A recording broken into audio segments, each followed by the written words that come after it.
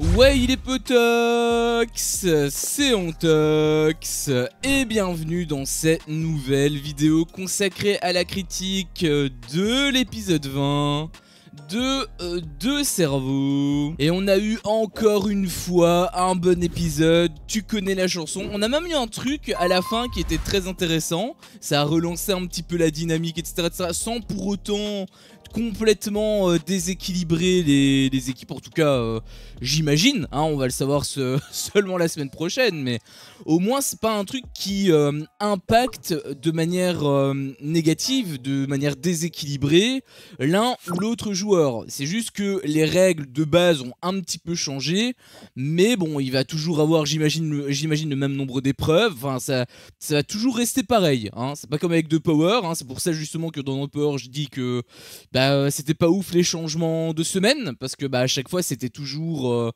varié, hein, en termes de difficulté. C'était plus dur, moins dur, et du coup c'était pas ouf pour les candidats, je trouvais.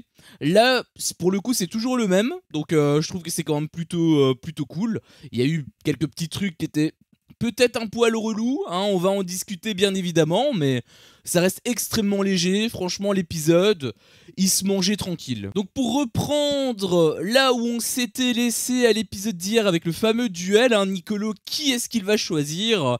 Est-ce qu'il va finalement choisir Marois, sa meilleure amie, trahir son amitié pour se venger de Vincent? Ou est-ce qu'il va choisir l'autre? Et je t'avais dit justement qu'il allait choisir l'autre, je t'avais même donné un nom, hein, je t'avais dit qu'il allait choisir Eddie. Et j'espère que t'as pas douté de ma parole, parce que c'est exactement ce qui s'est passé. Quand Ontox dit quelque chose, c'est que c'est forcément la vérité.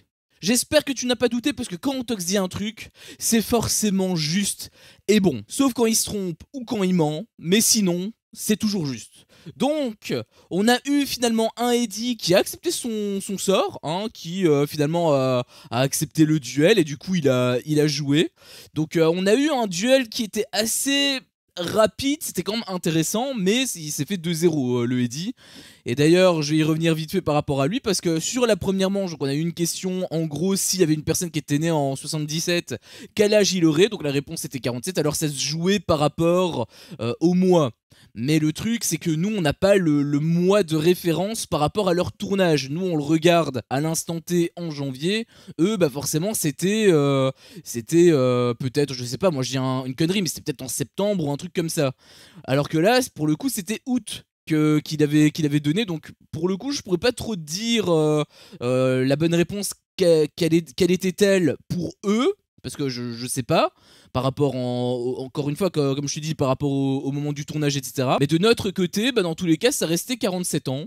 Donc, Nicolo, c'est ce qu'il avait répondu, il avait vu juste, donc tant mieux pour lui. D'ailleurs, il a gagné, hein, et je dis, il a gagné 2-0, donc il n'y avait pas trop de débat là-dessus. Il a prouvé qu'il était meilleur, donc là, pour le coup, j'étais quand même assez content. Et en plus, le Eddie qui a une chance monstre avec la Julie et avec la Maïsan, enfin, il paie les pots cassés. Ça m'a quand même fait plaisir, parce qu'il n'avait pas donné une seule bonne réponse depuis le début, hein. Il a eu 3 duels, sur 3 duels, il a eu plus de 6 questions, il a donné aucune bonne réponse, hein. Donc c'est quand même à lui mettre à son crédit. À un moment donné, il fallait qu'il saute, et il a sauté, hein. Et à un moment donné, il faut donner des bonnes réponses. Donc j'ai quand même été très content par rapport à Nicolo. D'ailleurs, à l'épisode dernier, je sais pas si t'as vu, mais quand Nicolo finalement il s'est fait un petit peu défoncer par Jonathan au test, t'avais Eddie qui t'avait sorti une interview où il était un petit peu cru avec Nicolo, non mais allô, allez, ciao, bye. Et il avait dit des bye en fait. Enfin, il était un petit peu agressif. J'avais trouvé peut-être que c'était une volonté de la prod par rapport justement au fait qu'il allait sortir. Et pour le coup, ça a été assez efficace, parce que j'avoue que quand tu fais une interview ainsi et que en fait derrière t'es éliminé par ce même mec, bon, finalement, il valait mieux peut-être s'écraser, hein. D'autant plus qu'ils étaient dans la même équipe, hein, donc c'était complètement stupide, j'avais trouvé comme interview, mais bref, c'était assez drôle, hein, avec le recul, je trouvais que c'était assez drôle. Et donc pour revenir sur cette première manche, ce qui m'avait un petit peu dérangé, c'était la passivité de Eddie. Tu avais Nicolo en gros qui avait la main posée devant le buzzer, et en gros il empêchait Eddie d'appuyer.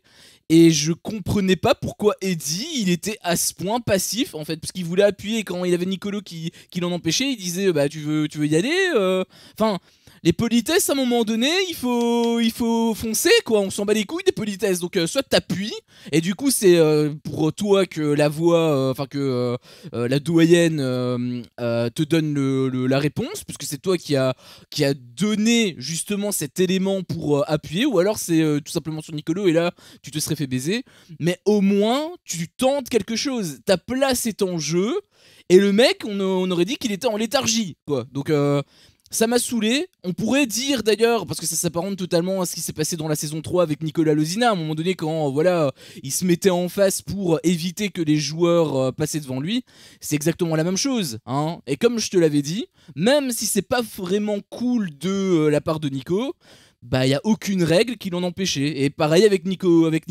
il y a aucune règle, c'est pas ouf pour Eddie, par rapport à Eddie, par rapport à son adversaire, mais au moins bah il transgressait pas les règles. Ça n'a jamais été interdit par la doyenne en fait. Donc là, petit coup de gueule par rapport à Eddie, hein, il aurait quand même pu un peu plus sortir les crocs, hein. Finalement bah, sa défaite quelque part elle reflète sa façon de jouer, hein, le fait d'être aussi passif et d'attendre que les autres finalement commettent une erreur. Je trouve que c'était non seulement pas spécialement une bonne strat, mais en plus d'un point de vue divertissement, bah ça donne pas envie de le soutenir, honnêtement. Donc voilà, et la deuxième question, c'était en rapport avec les heures, donc là c'est de la logique pure, hein. T'avais 6h, 6h12, 6h25, il fallait trouver la dernière heure, bah tout simplement il fallait ajouter, tu vois que entre les deux premières heures, il y a 12 minutes d'écart, entre la deuxième et la troisième heure, il y a 13 minutes d'écart, donc il y a tout simplement 14 minutes d'écart pour le dernier, donc tu fais 6h25 plus 14, tu atteins donc 6h39, et donc Nicolo a eu les deux bonnes réponses à chaque fois, donc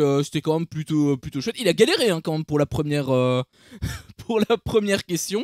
Je comprenais pas. Bah, après voilà, j'imagine que voilà, t'as le stress de te dire une connerie et de donner le point à l'adversaire, parce que c'était encore une fois du plus 1 moins 1. Vraiment, je trouve que cette idée, mais elle est ridicule au possible. Mais bon.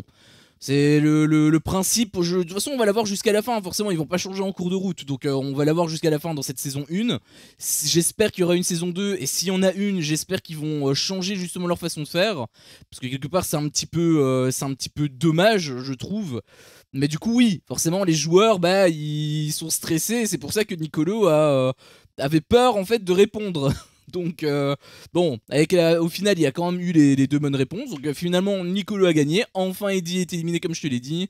Et je trouvais que son départ était quand même assez touchant, hein. On avait vu par rapport à Benoît que voilà le pauvre il va se retrouver tout seul. D'ailleurs il n'a pas fallu longtemps pour que Carala et Mélanie là, elles se ramènent telles des vautours pour essayer de rallier Benoît à leur alliance, hein, alors qu'en plus ce sont des gens individuels. Donc vraiment c'est une alliance, mais une alliance qui ne sert un petit peu à rien, c'est juste pour protéger quelque part un petit peu les moins forts, on va dire. Et tu sais de qui je parle, hein, bien évidemment. Il y avait aussi Nicolo qui m'avait fait un peu de peine, parce qu'il s'était excusé, voilà, il culpabilisait pas, mais voilà, il savait qu'il l'avait battu, qu'il l'avait éliminé, et ça lui avait fait un petit peu mal au cœur.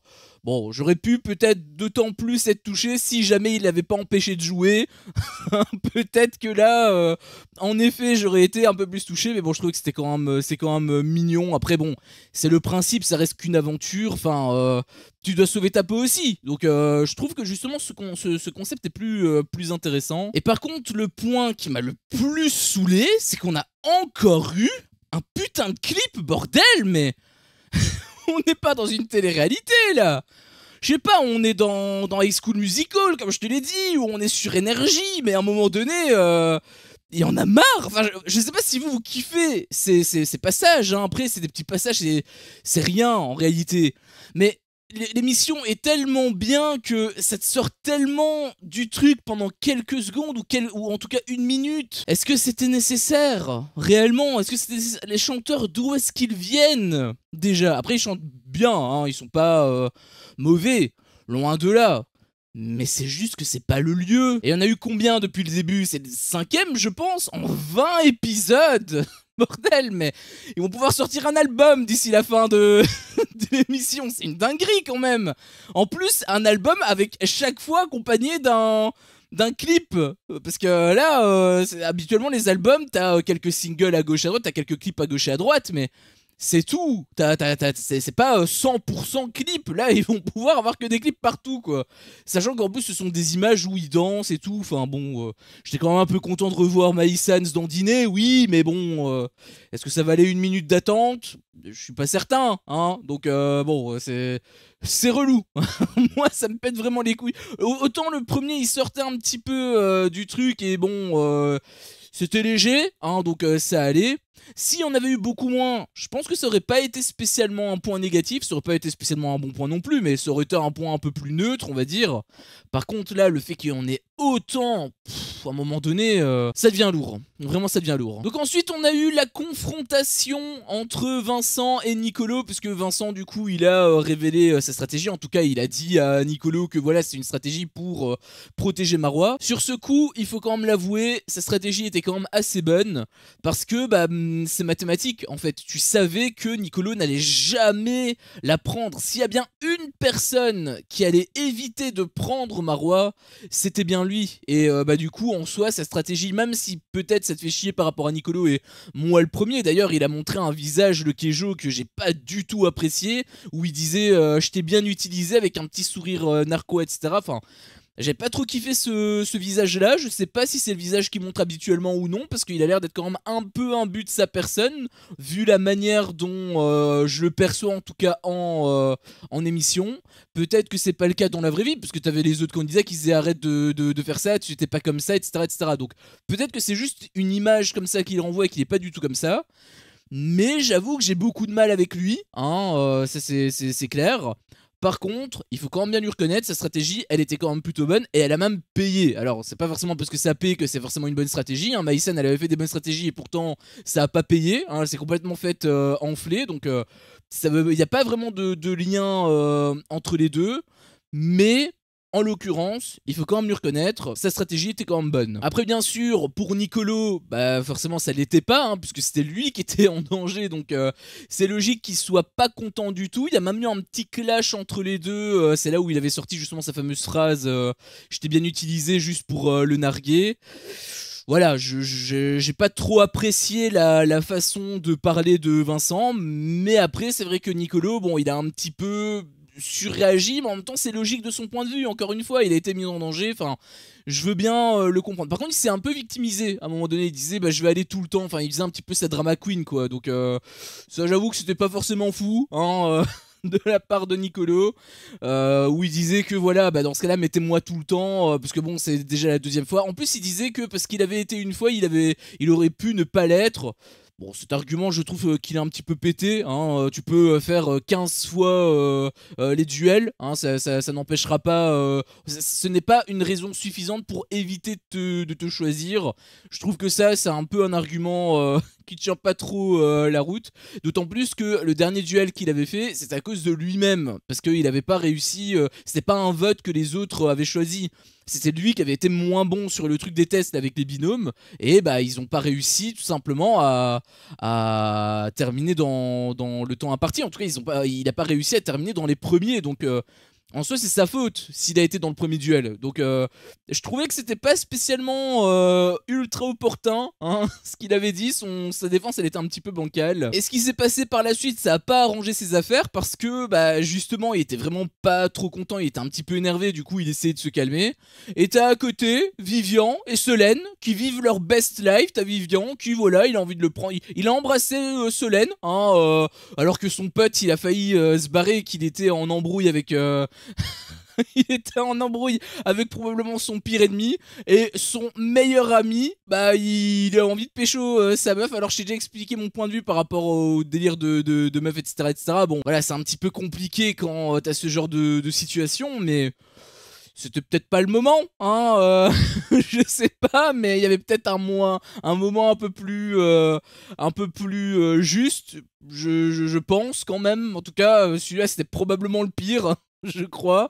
Ça m'a quand même beaucoup fait rire parce que t'as Vivian du coup qui voilà il a embrassé et tout, bon c'était pas spécialement très drôle, mais par après ça l'était un petit peu plus. T'avais Toto et Nabil déjà qui jouaient un petit peu les entremetteurs, ah vous allez bien ensemble etc etc. T'avais à un moment donné Vivian qui prenait Solène et qui disait on va aller faire l'amour derrière le buisson, c'est ce que j'ai toujours voulu. Ça m'avait beaucoup fait rire la phrase qu'il avait lâchée, mais forcément bah ça a pas du tout plu à Nicolo et c'est là où il y a eu une petite embrouille entre les deux. Bon c'est plus une embrouille d'amis qu'une embrouille. Enfin, c'était pas une embrouille aussi sérieuse qu'avec Vincent. Hein, t'as bien capté. Mais on sentait qu'il en avait quand même gros sur la patate, le Nicolo. Et il y a justement Vivian qui m'a fait mourir de rire. Vraiment, Greg, il s'est mangé des balles dans cette émission. Il a tenu que un jeu. Et pourtant, on a quand même encore parlé de lui. Par après, ça c'était très drôle parce qu'il y avait justement Vivian qui disait que voilà Nicolo tu devrais être content justement d'être là, il y en a qui sont plus là par exemple, et c'est là où il avait parlé de Greg, il avait dit il y a Greg qui a un concert dans un cabaret de vieilles. Ça sortait un peu de nulle part. J'aime bien les punchlines de Vivian parce qu'il te lâche des trucs qui sortent de nulle part et c'est tellement absurde que ça en devient drôle en fait. Et ça franchement ça m'avait bien fait marrer. Lui qui justement était censé être en embrouille avec quelqu'un parce qu'il apprécie, donc forcément il n'était pas aussi sérieux qu'avec une autre personne, hein, fatalement on l'avait vu dans Les Apprentis Aventuriers par exemple où il était à deux doigts de se battre. Je sais plus si c'était avec qui, avec Alex peut-être, j'avoue que je me souviens plus, ça date d'il y a un petit peu trop longtemps, mais là on le voyait qu'il était vraiment beaucoup plus vénère. Et même avec dans les 50 saison 2 aussi, si je dis pas de bêtises, là ça avait été même un peu plus loin, hein, on avait vu, il avait réagi de façon à se battre, il s'était pas battu réellement, sinon il aurait été viré, hein, bien évidemment. Mais là on sentait que c'était réel, alors qu'ici, bon, c'était plus bon enfant, et en plus en te lâchant des trucs ainsi, bon, automatiquement c'était plus pour faire rire qu'autre chose, et j'ai trouvé que c'était assez efficace. Et ensuite on a eu le fameux test, un test pour la reconstitution des équipes avec la team alpha et la team bêta. Alors il y a eu quelques changements de règles. Déjà la première c'est qu'il n'y avait pas 3 cerveaux mais 2, donc c'était un petit peu plus restreint on va dire. Mais surtout, et c'était le deuxième changement de règle qui était très intéressante, puisque non seulement il n'y a que 2 cerveaux cette fois-ci, mais en plus, et c'est là où c'est extrêmement pertinent, par rapport notamment à un candidat que je vais y revenir tout de suite, c'est que en fait ces 2 cerveaux-là ne vont pas devoir constituer une seule et même équipe, mais en fait ce sont les chefs des 2 équipes qui vont devoir s'affronter. C'est-à-dire que en fait les 2 gagnants, ils vont pas être dans la même team, ils vont être justement scindés. Et je trouve honnêtement que ce format-là est plus pertinent qu'un format de base, que le format de base où en fait tu peux constituer ton équipe, tu mets les plus forts et en fait c'est les plus forts contre les plus faibles d'un coup. Je trouve que c'est plus équilibré parce que du coup ça donne un enjeu par rapport au fait que voilà, les 2 équipes forcément ils vont choisir des bons joueurs. Et c'est là où je trouve que c'est très intéressant. Je pense que ce format-là aurait mieux matché avec le concept de base que tout simplement le concept qu'on a eu, qu'on nous a servi.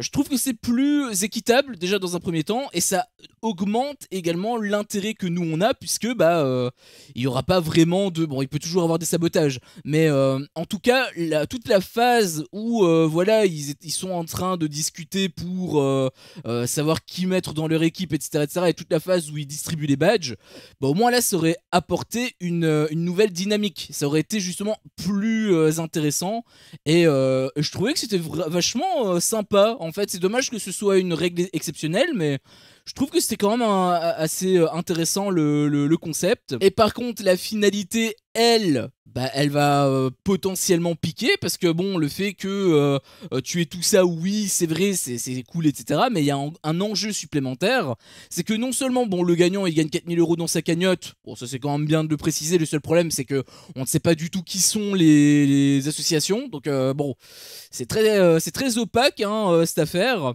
Même si j'ai quand même quelques questions. Est-ce que c'est toute l'équipe qui peut gagner 4000 € pour la cagnotte? Est-ce que c'est juste le chef? Je sais pas, je pense que c'est que le chef, et pour moi c'est un petit peu plus logique étant donné que il s'est quand même cassé le cul et c'est quand même lui qui a été chef d'équipe. Donc il a quelque part un certain mérite, je trouve. Donc pour moi ce serait plus logique que ce soit que lui qui gagne 4000 € pour la cagnotte. Par contre le perdant, et c'est là que ça a un réel intérêt pour nous, c'est qu'il part directement en duel. Donc il n'y a pas de délire avec les votes, etc., etc. Non, non, non. Là tu pars en duel direct. Et ça c'est extrêmement cool parce que du coup ça te fait vraiment un effet double tranchant. Et ça t'ajoute un poids supplémentaire en tant que chef en tout cas de gagner ou de perdre. Je trouve que ça c'est vachement intéressant par rapport à tout ce qu'on a été servi depuis le début. Et donc les joueurs en question, enfin déjà il y a eu des manches, alors tu connais le principe, hein, manche 1, il faut dire au compte-gouttes et ceux qui n'ont pas les réponses ils dégagent. Et quand il reste que 4 candidats, ils ont toujours conservé 4 candidats pour le coup. Et quand il reste que 4 candidats, là on passe à la seconde manche où là il y a le délire du casque, etc., etc. Alors pour le coup il fallait pas qu'il y ait que 3, il fallait pas qu'il y ait que la personne qui donne le moins de réponses, il fallait être 2 personnes au-dessus. Donc c'était un petit peu plus intéressant aussi, j'avais trouvé à ce niveau-là. Et donc première manche, c'était de citer le nom des États des USA, donc des États-Unis. Là, franchement, j'en avais quelques-unes, hein, bien évidemment, mais il y en a 50. À un moment donné, j'étais épuisé. À un moment donné, j'avais plus de noms. Il y en avait quand même encore plein, bien sûr, que j'avais pas pensé. Mais à penser ainsi, c'est beaucoup plus délicat, on va dire. Donc, j'avoue que c'était assez compliqué. J'avais trouvé cette première manche. Il y avait un truc quand même qui était assez drôle. C'était Solène quand elle avait dit le Massachusetts. Je sais pas ce qu'elle avait dit, on aurait dit qu'elle avait un cheveu sur la langue, elle avait dit Massachusetts. Enfin, c'était un petit peu drôle la manière qu'elle l'avait dit. Et il y avait également la manche 2 où là il fallait donner le nom en fait en simple des personnes donc, qui ont gagné Roland Garros, donc par rapport au tennis, hein, bien sûr. Et celui-là pour le coup, j'aurais été d'office éliminé. Alors j'avais quand même quelques noms par rapport à ce qui avait été cité, Nadal, Serena Williams, etc. J'en ai quelques-unes. Mais est-ce que j'aurais réussi à les citer moi directement? Ça j'avoue que je sais pas. Et surtout en fait j'en avais pas des masses en réalité. T'avais des autres qui étaient vraiment qui étaient quand même assez avancés. Tu avais, bon, Solène elle a donné que 3 réponses, mais je pense que j'aurais été à peu près à son niveau, hein, j'aurais pas été très loin dans tous les cas. Donc on a eu John par exemple qui a donné 7 bonnes réponses, lui vraiment au-dessus, mais c'est le soleil quoi. Et il y avait également Vincent, j'ai pas noté le nombre de bonnes réponses mais il me semble que c'était 5, puisque il y avait 4 bonnes réponses qui avaient été données précédemment, donc il me semble qu'il avait donné 5 bonnes réponses. Je pense que là je les aurais pas eu. Il avait pas mal de noms quand même que John et que Vincent aussi avait cité, qu'ils étaient en commun et que je ne connaissais pas du tout. Donc j'aurais probablement été dégagé mais quand même malpropre. Donc bon, voilà, hein, on peut pas être fort dans tous les domaines. Et donc les deux grands cerveaux cette fois-ci, j'allais dire cette semaine, mais c'est pas vraiment en fonction des semaines, c'est pas comme de Power, c'est plus en fonction on va dire des rounds, donc on va dire ce round-ci, c'est Jonathan et Vincent. Donc comme je te l'ai dit par rapport aux règles qui ont été changées, ça va pas être Jonathan et Vincent contre le reste du monde. Est-ce que t'as kiffé le petit jeu de mots? Je l'espère. Mais c'est plutôt Jonathan contre Vincent. Et là pour le coup c'est nettement plus intéressant. Bon, tu connais Jonathan, tu sais qu'il est très fort. Je pense honnêtement qu'avec ce format là ils vont tous les deux prendre des teams qui sont les plus rodés possibles, les plus optimisés possibles. Et automatiquement il va avoir une sorte de guéguerre entre les deux. Je pense que ça va être extrêmement intéressant. J'ai hâte d'être à la semaine prochaine pour voir ce que ça donne.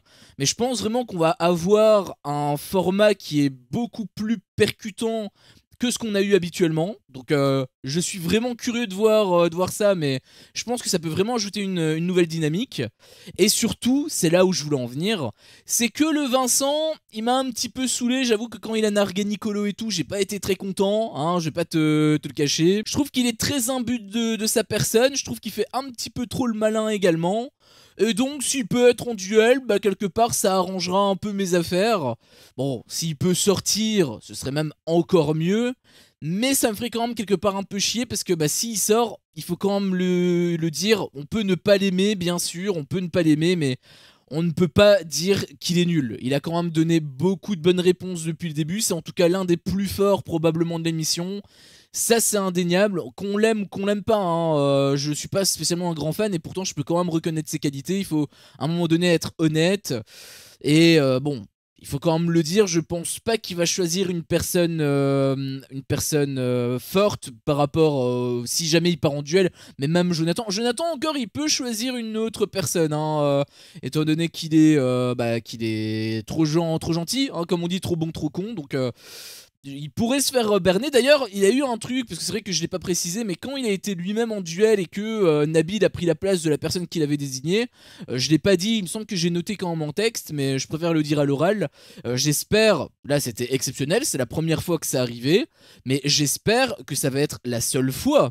Parce que si tu dis un nom et que ce nom est remplacé automatiquement, dans ce cas-là, ça sert à rien de choisir qui t'as envie d'avoir face à toi, hein. J'imagine que là, ça a été accepté parce qu'il avait lui-même accepté. Mais s'il avait refusé, j'ose espérer que ça aurait été Mélanie qui soit face à lui. Parce que du coup, ça aurait servi complètement à rien. Ça veut dire que si t'as envie de toucher Marois et que elle est dans la team de Vincent, Vincent, il se désigne. Bah là du coup non, là ce serait un petit peu trop facile, c'est à dire que Marois en gros elle est immunisée jusqu'à ce que Vincent saute. Là pour le coup j'aurais pas été trop content, je sais pas si ça va se passer comme ça à chaque fois, on verra hein, bien évidemment, mais j'ose espérer que c'était exceptionnel. Voilà, j'ose espérer que c'était exceptionnel. Je fais cette petite parenthèse parce que c'est vrai que je l'ai jamais dit, et du coup voilà, je tenais quand même à le dire de vive voix. Mais on verra dans tous les cas qui va être le perdant, parce que là je te parle de Jonathan, mais ça va être Vincent qui va partir en duel. Et si c'est lui, là je pense qu'il va quand même prendre forcément ceux qui lui font pas très peur, ça me paraît évident, pour minimiser les risques. Ça dépend également de la team qu'il choisit, parce que forcément s'il prend qu'une équipe de fous furieux, c'est-à-dire qu'il va devoir potentiellement affronter un gros, donc c'est pas forcément fou. Et même en réalité je te dis ça, mais on sait pas non plus comment ça va se dérouler. Est-ce que justement c'est lui qui va pouvoir choisir comme d'habitude, ou est-ce que comme les règles ont un petit peu changé, est-ce qu'il y aura quand même une élimination, enfin un vote je veux dire qui va être fait? Ça on sait pas, la doyenne n'a rien précisé, donc si ça tombe il va même pas avoir l'opportunité de choisir la personne qu'il veut affronter. Si c'est le deuxième cas, franchement je trouvais que ce serait extrêmement intéressant. Je pense pas que ça irait jusque là, je pense qu'il va quand même pouvoir choisir. Mais quitte à choisir, justement moi entre ces deux options, je préfère la deuxième. Je sais pas toi, hein, n'hésite pas à me le dire dans l'espace commentaire ce que t'en penses, mais je trouve que ça aurait été d'autant plus intéressant qu'avec ce format. Bon, dans tous les cas, on saura ça la semaine prochaine, hein, il va falloir attendre le week-end, donc ça fait bien chier. Toi, tu connais à quel point je déteste les week-ends. Mais je suis quand même super content, hein, parce que on est quand même à la 4e semaine. On vient de terminer en tout cas cette 4e semaine. Et on a toujours une série qui est haletante, une série qui est intéressante, une série qui... une télé-réalité plutôt, qui est pertinente. Donc il n'y a pas de différence en plus, il n'y a pas trop de différence on va dire par rapport à l'équipe du jeu. L'équipe du jeu c'est toujours le même schéma avec le même nombre de tests, de questions aussi, même s'il y a eu un petit peu plus de manches hein, au test précédemment, enfin au test précédent plutôt, enfin hors duel je veux dire, hein, je parle du test où il fallait déterminer qui, la team alpha ou la team bêta, qui allait gagner.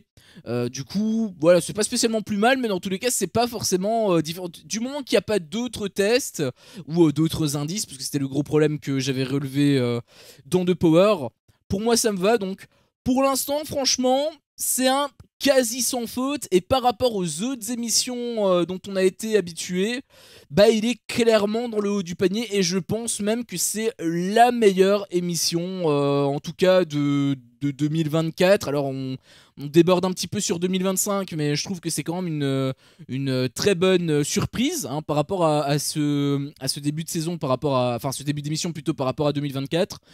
Pour moi il est clairement au-dessus de tout. Je mets même au-dessus de The Power, au-dessus des 5 ans, tu sais à quel point je déteste, j'ai détesté cette saison. Pour moi c'est la meilleure émission de l'année. Voilà, je le dis haut et fort, c'est la meilleure émission de l'année. J'espère qu'il y aura une saison 2, j'espère qu'ils vont un petit peu retravailler les quelques quelques petits points que j'avais dit. Après, je prétends pas être la parole divine, bien sûr, mais voilà, faut filtrer un petit peu ce que je dis en fonction de ce que... Enfin, faut juger ce que je dis est pertinent ou non. Moi, ça me paraît être pertinent, hein, je donne des arguments, etc. Donc, peut-être que je suis à côté de la plaque. Encore une fois, l'espace commentaire est fait pour ça. Mais voilà, je suis quand même très content de ce début. En tout cas, j'espère que ça va se poursuivre jusqu'à la fin comme ça. En tout cas, ça a l'air d'être entre de bonnes voies, hein, donc c'est quand même plutôt cool.